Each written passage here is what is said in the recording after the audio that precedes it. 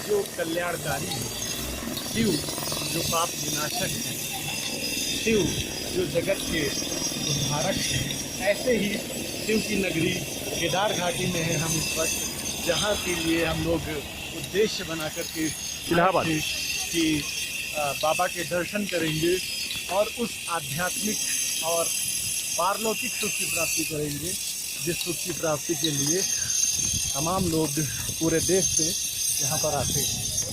तो हम आपको बताएं कि ये केदारनाथ प्रांगण के पीछे का हिस्सा है, जहाँ से हम आपको ये मंदिर दिखा रहे हैं। और इस मंदिर की हम बात करें तो जब सबसे पहले बाबा केदार का नाम आता है तो उमड़ती है हमारे हृदय में अपार श्रद्धा, आस्था और बहुत सारी ऐसी भावनाएं जिनको शब्दों में व्यक्त नहीं किया जा सकता है। लेकिन ऐसी ही कुछ अन्य चीज़ें भी हमारे दिमाग में आती हैं। उनमें से सबसे प्रमुख है 2013 की आपदा। अगर हम अपने मित्र से कहें कि वो आपदा के आपको निशान दिखाएं तो स्पष्ट रूप से अभी तक वो मंजर देखा जा सकता है। पुनर्निर्माण की प्रक्रिया अभी भी जारी है, लेकिन अभी भी वह पूरी तरह से संपन्न नहीं हो सकी है और यहाँ पर आपदा के निशान स्पष्ट देखे जा सकते हैं। लेकिन उसी आपदा के दौरान बहुत सारे लोगों ने अपनी जान को हाथ से खोया। लेकिन मंदिर परिसर की हम बात करें तो यहाँ पर एक भीमशिला है जो मंदिर परिसर के ठीक पीछे आकर के मंदिर के आकार की ही शिला वो एकदम से सट जाती है और मंदिर परिसर को कोई नुकसान नहीं हो पाता है।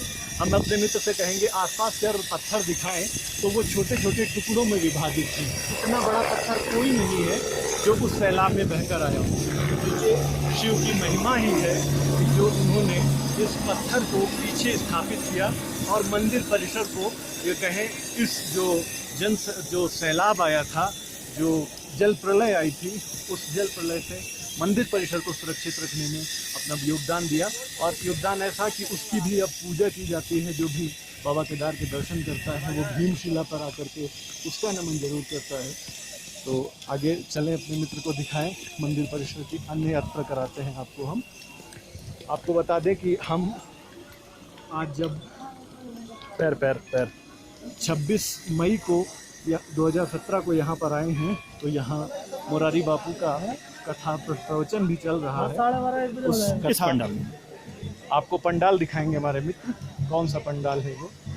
ये पंडाल है और इस पंडाल की एक खूबसूरती जो हर भारतीय को एक आह्लादित होने का अवसर देती है वो इस पंडाल के ऊपर लगा हुआ भारत का गरिमामयी तिरंगा। इस तिरंगे को हम अपने मित्र से कहेंगे कि आप लोगों को अपने कैमरे में दिखाएं। जी हाँ, वो देख सकते हैं आप सामने तिरंगा। ये तिरंगा जो भारत की आन बान और शान कहा जाता है, वो एक धर्म स्थल पर एक धार्मिक कथा में राष्ट्रीय प्रतीक, हमारे राष्ट्रीय गौरव के प्रतीक तिरंगा का होना एक आह्लादित करने वाली अनुभूति देता है, जिसको आप स्पष्ट देख सकते हैं। ये पंडाल है जिसके अंदर हमारे मोरारी बापू जी कथा प्रवचन कर रहे हैं।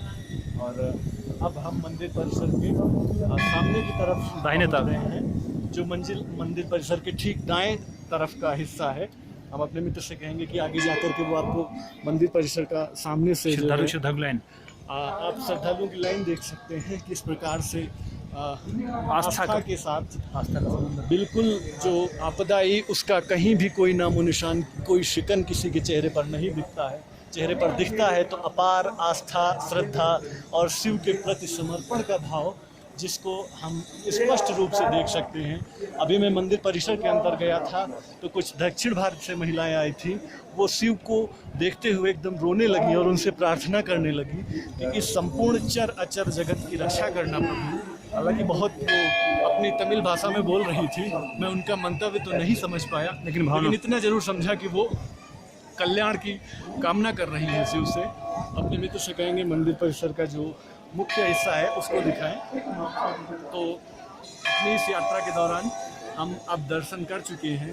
अपने अगर अनुभवों को हम बांटना चाहें तो गौरीकुंड जिसकी प्रशासनिक दूरी यहाँ से 16 किलोमीटर है, लेकिन उसकी वास्तविक दूरी 16 किलोमीटर नहीं है, क्योंकि पैदल मार्ग से आते हुए हम लोगों ने ये महसूस किया कि उसकी दूरी जरूर 16 किलोमीटर से ज़्यादा है।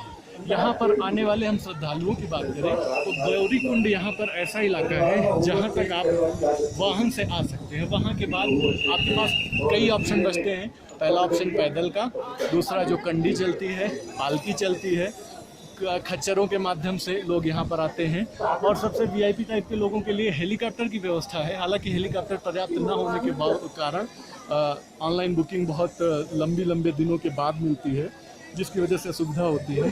अगर आप यहाँ आना चाहें तो अगर आप पैदल मार्ग चुनते हैं तो ये आपके जीवन का हो सकता है सबसे चुनौतीपूर्ण निर्णय हो, क्योंकि आप अगर एथलेटिक नहीं हैं तो आपके सामने बहुत सारी समस्याएं आने वाली हैं, और उन समस्याओं से आपको दो चार जरूर होना पड़ेगा। लेकिन मैं ये नहीं कहता कि पैदल मार्ग से आना असंभव है। अगर हम बात करें तो यहाँ पर लगभग 89%, कल हम लोग पैदल मार्ग से आए, 89% लोग जो है घोड़ों से आते हैं, पालकियों से आते हैं, 1% लोग हेलीकॉप्टर से आते हैं, और कहीं ना कहीं 10%, अगर ये अनुमानित आंकड़ा हम बताएं तो 10% लोग पैदल जरूर आते हैं। लेकिन यदि हम अपने लोगों के अनुभव की बात करें तो हमारे साथ हमारे मित्र वीरेंद्र कुमार रत्नाकर जी हैं। ये भी गौरीकुंड से पदयात्रा करते हुए हमारे साथ आए।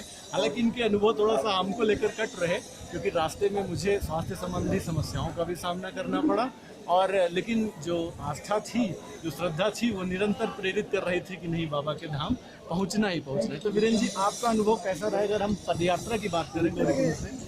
जहाँ तक मेरा सवाल है कि अगर व्यक्ति मानसिक रूप से और शारीरिक रूप से स्वस्थ है तो यात्रा कितनी भी लंबी हो उनको कोई कठिनाई नहीं होती है। जी, मुझे भी कोई कठिनाई नहीं हुई, आराम से आया। आज भी मैं 20 किलोमीटर चल सकता हूँ और मुझे बहुत अच्छा लगा, और दोबारा फिर से कभी आने का मौका जी। हम अपने मित्र के कुछ अनुभव ले लेते हैं। वीरेंद्र जी कैमरा संभालेंगे। ये हैं हमारे परम मित्र सैयद जुल्फिकार अली रिजवी जी। ये हमारे साथ इलाहाबाद से आए हैं श्री बाबा केदारनाथ जी के दर्शन करने के लिए। अभी अभी हम लोग दर्शन करके बाबा को प्रसाद चढ़ा करके उनका नमन करके बाहर निकले हैं। तो जुल्फिकार जी, आपसे अनुभव तो हमने बहुत शेयर किए। अगर हम यहाँ आने वालों को कुछ जानकारी देना चाहें तो जो गौरीकुंड से मार्ग है यहाँ तक आने का, तो उसके संबंध में आप लोगों को क्या निर्देश देना चाहेंगे, क्या कुछ अनुभव बांटना चाहेंगे? देखिए, मेरा अनुभव जो रहा, जब आप गौरीकुंड से चलते हैं तो चलते समय प्रारंभ में चढ़ाई पड़ती है, उसमें भी दिक्कतों का सामना करना पड़ता है। तो शुरुआत में बहुत तेज न चलें, आराम से धीरे धीरे अपने आप को इन पर्वतीय रास्तों का अनुकूल हो जाने दें। जैसा कि मंजू जी ने कहा, रत्नाकर जी ने कहा कि फिजिकली एंड मेंटली जो फिट है व्यक्ति, वो तो ठीक है, मानता हूँ। हाँ, ये बात भी मैं सजेस्ट करना चाहूँगा, जैसे जो आदमी आना चाहता है तो यहाँ आने से कम 10 दिन पहले से कुछ टहलना, चलना, घूमना। भाई, हमारी आजकल की जो महानगरीय और नगरीय जीवन है, महानगरीय और नगरीय जीवन है, आवाज़ नहीं जा रही होगी, महानगरीय और नगरीय जीवन जो है वो जीवन थोड़ा सा, भाई हम लोग ऑफिशियल वर्क करने वाले लोग हैं, हम लोग एकेडमिक्स के वर्क करने वाले हैं, आप दोनों रिसर्च स्कॉलर्स हैं, मैं टीचर हूँ, रत्नाकर जी टीचर्स हैं। तो हम लोगों के काम में ज़्यादातर या तो बच्चों को पढ़ाना क्लास में जाकर, या फिर पेपर वर्क है, ये सब चीज़ें हैं। आप हैं रिसर्च की तलाश में इधर जाते रहते हैं, परीक्षाएं देते रहते हैं। तो लेकिन हम लोगों का जीवन थोड़ा सा आराम तलब जीवन हो गया। तो आराम तलब जीवन से हमें थोड़ा सा अपने आप को कठिन परिस्थितियों के अनुकूल बनाना पड़ेगा। अब यात्रा की बात करते हैं। आए तो देखिए, यात्रा में घोड़े से यात्रा मैंने तो नहीं की, लेकिन कुछ मेरे मित्र मिले रास्ते में, एक सज्जन से पूछा तो उन्होंने अपना अनुभव बड़ा ही कटु बताया। घोड़े से यात्रा भी मुश्किल है। और जब आप कहते हैं पालकी से यात्रा की बात करते हैं, डोली से यात्रा की बात करते हैं, तो ऐसी स्थिति में देखिए, मुझे पालकी से यात्रा करना, मेरा अपना व्यक्तिगत विचार, थोड़ा सा अमानवीय लगता है। जी, अमानवीय सेंस में कि उस एक पालकी को जिसको आपने 8000 या 6000 में बुक कर दिया, उसको 4 आदमी लादे हुए हैं अपने कंधे पर और बेचारे चले जा रहे हैं। वैसे देखा जाए तो इस क्षेत्र के उनकी आर्थिक स्थिति के दृष्टिकोण से ठीक है कि भाई उनको 4 लोगों का 8000 मिल जाता है, हर आदमी को 2000 का फायदा हो जाता है। लेकिन बेचारों को ये सोचिए, जरा 22 किलोमीटर चलना भी पड़ता है। मैं आपको रोकना चाहूँगा। आप स्पष्ट आवाज़ में सुन सकते हैं कि मुरारी बापू के श्रीमुख से जो केदारनाथ में रामकथा का प्रवचन चल रहा है वो अब प्रारंभ हो चुका है। तो हो सकता है कि हमारी आवाज़ बहुत स्पष्ट ना जा रही हो, लेकिन आप हमारी बात को ज़रूर समझ जाएंगे। तो जुल्फिकार जी एक बात बताइए कि मार्ग रास्ते में कैसा है? अगर हमारे मित्र वहाँ आना चाहें तो मार्ग का अनुभव कैसा है? क्या कुछ ऐसे खतरे, क्या कुछ भौतिक सुविधाओं की कमी जो मानव के लिए जो है जरूरी है? क्या ऐसी भौतिक सुविधाओं की कमी है और मार्ग में भी जहाँ तक मैं देख रहा हूँ किनारा और मतलब जो फेंस बनाए गए हैं रास्ते में वो कुछ ज़्यादा दूर तक नहीं है। जी जी ऐसी स्थिति है कि एक तरफ पहाड़ है एकदम खाई, प्रारंभ में कुछ फेंस बनाए गए हैं, मतलब किनारा बनाया गया है, रेलिंग्स बनाई गई है शायद रामबाड़ा तक रामबाड़ा तक रेलिंग है, उसके बाद कोई रेलिंग नहीं है। जी जी और उसमें देखिए बारिश तो अवश्य होती है क्योंकि यहाँ का एटमॉस्फियर, यहाँ का वातावरण अजीब किस्म का है और यहाँ का अपना खुद का मानसून है जो किसी समय विशेष में नहीं होता। भाई देखिए मैंने जहाँ पढ़ा कि यहाँ पे 11 बजे से लेकर 2-3 बजे के दरमियान इस यात्रा की दूरी के बीच में अवश्य बारिश होती है, इसलिए अपने साथ एक रेन कोट अवश्य रखें।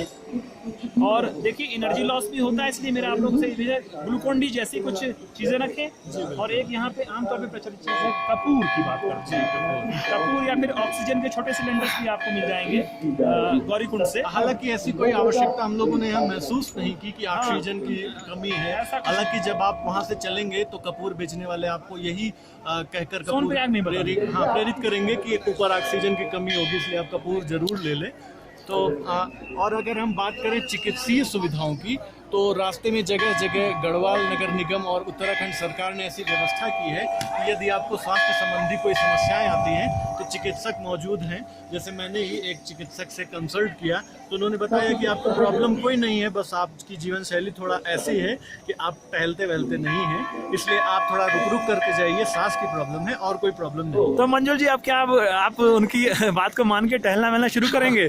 मैं ये बात कहूँ तो ये चिकित्सक की सलाह और कुछ आंतरिक प्रेरणाएं भी हैं, लेकिन ऐसी चीज़ें हैं कि आप रोज संकल्प लेते हैं कि कल सुबह उठूंगा जाऊंगा, संकल्प 1-2 दिन ठहरता है, लेकिन इस बार चाहा तो बाबा केदारनाथ की कृपा रही तो मैं इसको नियमित करूंगा और भविष्य में फिर से बाबा केदार के दर्शन हो, पैदल मार्ग से ही हो, ऐसी इच्छा करते हुए मैं अपनी बॉडी को भी तैयार करूंगा। हालांकि मानसिक रूप से अभी भी तैयार हूं कि जब भी आना पड़ेगा तो फिर से वापसी आपकी कैसे होगी? वापसी पद यात्रा होगी और बस ये है कि थोड़ा सा रुक रुक के चलना पड़ेगा और विश्राम लेते रहेंगे, क्योंकि थोड़ा सा ऐसी स्वास्थ्य संबंधी समस्याएं आई हैं जिनको इग्नोर कर। देखिए मंजुल मैं बताना चाहूँगा मंजुल जी का जो शारीरिक ढांचा है वो बड़ा बहुत ही अच्छे शरीर के मालिक हैं।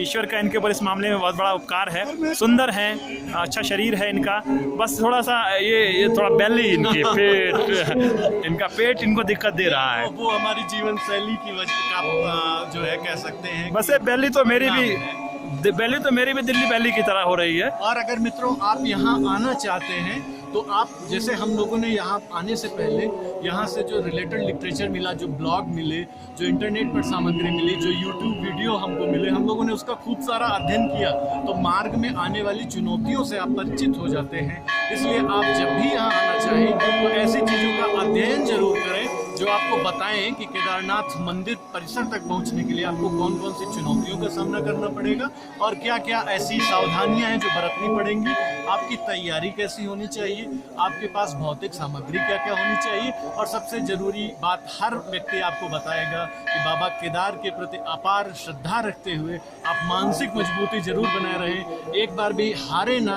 एक बार भी ये ना सोचें कि मैं वहाँ तक नहीं पहुँच पाऊंगा। अच्छा देखिए हमारे सफर के सबसे मजबूत यात्री जी शारीरिक दृष्टि से बिल्कुल कह सकते हैं रत्नाकर जी रहे हैं। रत्नाकर जी रास्ते में ये रत्नाकर देखिए मुस्कुराहट चश्मे के साथ नहीं देखिए रत्नाकर, हम लोग अगर 10 कदम पहले रुक जाते थे तो रत्नाकर जी हम लोगों से आगे 30 कदम आगे हुआ करते थे और हमारा शारीरिक क्षमता कितने भी मजबूत हो, लेकिन सबसे बड़ी चीज होती है मानसिक शक्ति। मन के हारे हार है, मन के जीते जीत। और एक चीज और नहीं आप बड़ा तेज चल रहे थे, मतलब ये केवल मन की शक्ति नहीं है, कहीं ना कहीं शारीरिक शक्ति, कहीं ना कहीं तन की शक्ति का भी योगदान इसमें है। जी सर, मैं आपसे कुछ पूछना चाहूँगा। तो हमारे मित्र जुल्फ़िकार अली रिजवी जी जो कि इस समय केदारनाथ मंदिर प्रांगण में हैं, मैं आपसे एक बात पूछना चाहूँगा, आप उसको अन्यथा नहीं लेंगे ऐसी मैं अपेक्षा करता हूँ। आपका मजहब इस्लाम है, तो यहाँ आने से पहले आपको कुछ ऐसी चीज़ें, आपके मित्र, ऐसा कुछ लगा कि जो है क्या मैं सही कर रहा हूँ? देखिए, मैं एक सेकुलर परिवार से बिलोंग करता हूँ जी। मेरे पिताजी बताते थे, जब मेरे स्वर्गीय पिताजी वो चकबंदी विभाग में रहे और बताया करते थे कि उनका ज़्यादातर समय बनारस में व्यतीत हुआ। अपनी सर्विस के लगभग 12 साल उन्होंने बनारस में व्यतीत किए। और ये समझ लीजिए, कभी कभी, अब मैं क्या कहूँ, थोड़ा अजीब लगता है कहने में, मेरे पिताजी भी संघ की शाखाओं में जाया करते थे। जी जी। ये मैं एक सच बता रहा हूँ जो मैंने अपने पिता के मुँह से सुना। उन्होंने कहा कि हम लोग कहते हैं कबीर चौराहा में कहीं मकान लेके रहा करते थे। हम लोग बहुत छोटे छोटे थे, माता जी के साथ रहा करते थे पिताजी। जी, तो वहाँ कबीर चौराहा में भी संघ की शाखाएं चला करती थी। तो उन शाखाओं में कभी कभी मेरे पिताजी जाया करते थे। वो अलग बात है, वो धार्मिक दृष्टिकोण से जाते हो या अपने किसी मित्र के कहने पे जाते हो, लेकिन जाया करते थे। जी जी। तो बड़ा ही अजीब हमारे घर का माहौल। और दूसरी बात, हमारी परवरिश ज़्यादातर हिंदुओं के बीच में। जी जी। हम लोग जब अलीगढ़ में रहा करते थे पिताजी के साथ, तो उस समय हमें ज़्यादातर मकान जो हैं ब्राह्मण लोगों के और कहते हैं वैश्य लोगों के और आपके क्षत्रिय लोगों के मकान मिला करते थे किराए पे। जी जी। तो ये हम तो बहुत अच्छा अनुभव आपने शेयर किया। और मंजूर जी, आप हैं, आप जानते हैं पिछले 2009 से आप मुझे जी जी बिल्कुल, मैं आपको जानता हूँ। इसलिए जब मैंने यहाँ आने का मंतव्य बनाया तो सबसे पहले ख्याल आया कि मेरे मित्र सैयद जुल्फ़िकार अली रिजवी जी हैं, जिनके साथ मैं मानसिक रूप से मजबूत होते हुए उस मंदिर तक पहुँच सकता हूँ। और मैं आपसे पूछना चाहूँगा कि क्या यहाँ पर आने के बाद जब आप अपने सोशल मीडिया पर यहाँ के चित्र शेयर करेंगे, अनुभव शेयर करेंगे, तो आपके समुदाय से, धर्म से जो लोग हैं जुड़े हुए, क्या उनकी भावनाओं का कुछ अगर उफान आता है, कुछ शब्दों में उसकी अभिव्यक्ति होती है, तो आप उसके लिए मानसिक रूप से तैयार हैं? देखिए, जब सोशल मीडिया में मैं ज़्यादातर अपने उन्हीं मुस्लिम दोस्तों से जुड़ा हुआ हूँ जिनका विचार मेरे विचार से मिले। जी।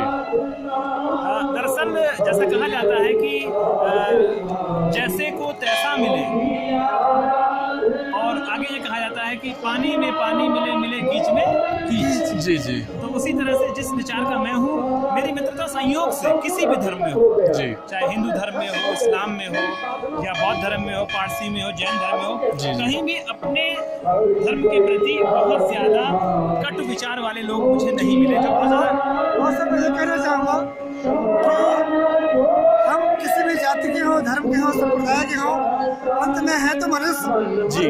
अगर मानवता है हमारे अंदर तो जाति धर्म ये सब कोई मायने नहीं रखती। जी। यदि हम ईश्वर की बात करें, श्रद्धा की बात करें, आस्था की बात करें, बाबा केदार की बात करें, तो बाबा केदार केवल किसी धर्म विशेष के, जाति विशेष के नहीं हैं, वो संपूर्ण दुनिया के हैं, संपूर्ण भूमंडल के हैं। अगर हम यहाँ आते हैं तो जो भी हमारी इच्छाएं होती हैं हम प्रकट करते हैं, और उनके लिए कर्मशील रहते हुए हम उनको जरूर प्राप्त करते हैं। जरूरी नहीं है कि हम धार्मिक दृष्टि से ही यहाँ आए। जी।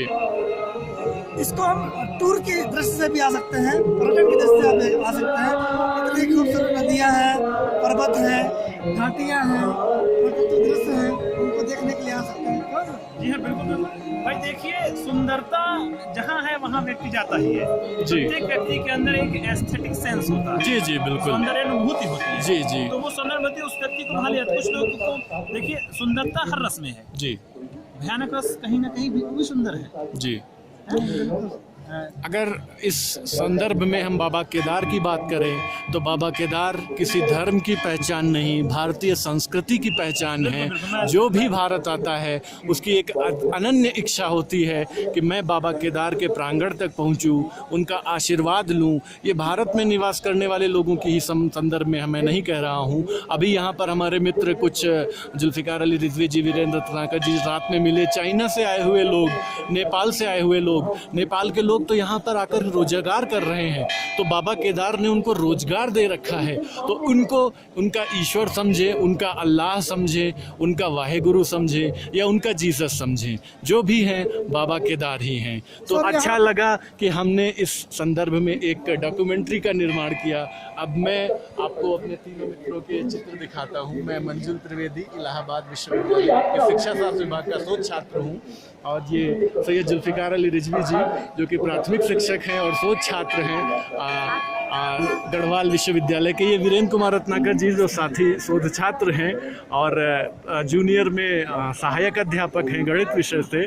तो मैं अपने 3 मित्रों के साथ आपसे विदा लेता हूं और आशा करता हूं कि ये वीडियो केदारनाथ यात्रा के दौरान आने वाले यात्रियों के लिए एक सहायक सिद्ध होगा और हमारी राष्ट्रीय एकता को भी सुरक्षित, संरक्षित और संवर्धित करने का प्रयास करेगा। जय भारत। धन्यवाद। जय हिंद। जय हिंद।